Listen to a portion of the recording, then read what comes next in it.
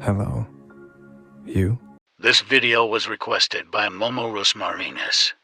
The original request was actually Cassandra Cain Batgirl vs. Lady Deadpool, specifically, the comic versions. If you've watched a lot of my versus battles, you'll notice I mainly go over slashers.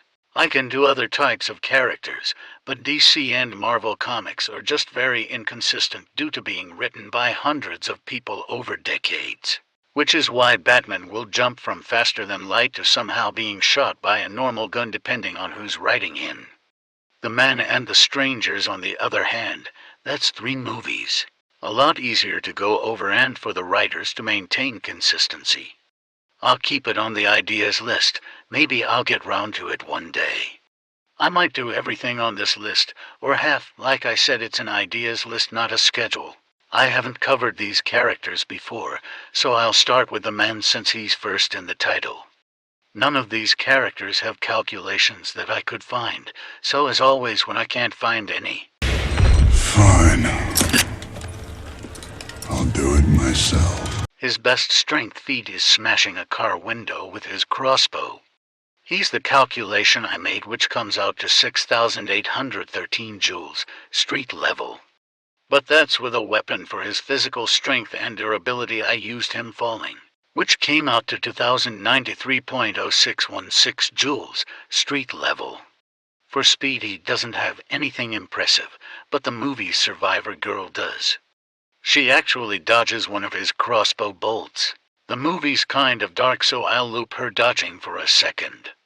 Her dodging it comes out to 10.668 meters per second, peak human at a low end, and 13.335 meters per second, superhuman at a high end, and he is stated to be faster than her. He is bigger, stronger, and faster. This statement is made after she was shot in the leg, but he is shown being comparable even before her injury. In summary, he has street-level strength and durability with peak human to superhuman speed. His crossbow also shoots at subsonic speeds. Now on to the Strangers. The Man in the Mask, Pin-Up Girl, and Dollface. In the first film, the Man in the Mask dodges a shotgun blast. The speed of the shot depends on the ammunition type. The low end of him dodging is 283.46 meters per second, subsonic plus, and the high end is 334.10769 to 30769 to 3 ms, transonic. He's almost breaking the sound barrier with that level of speed. In Prey at Night, the Man in the Mask survives a gasoline explosion, which is 1.6 tons of TNT, building level. He obviously didn't fully tank it, but he did survive it, only briefly passing out. To be honest, I don't think it's even necessary to go into Pin-Up Girl and Dollface. With or without weapons, the Man in the Mask clearly solos the Man, even if you grant the Man his superhuman high end for speed. He's still getting speed blitzed and one shot by the Man in the Mask's low end of speed.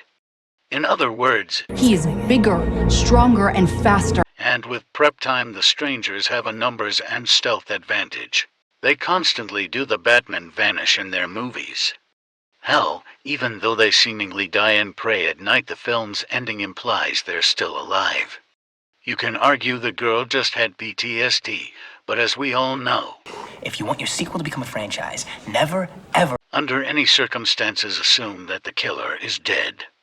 In case you didn't know, that's how that line ends. It's literally the third rule of horror sequels.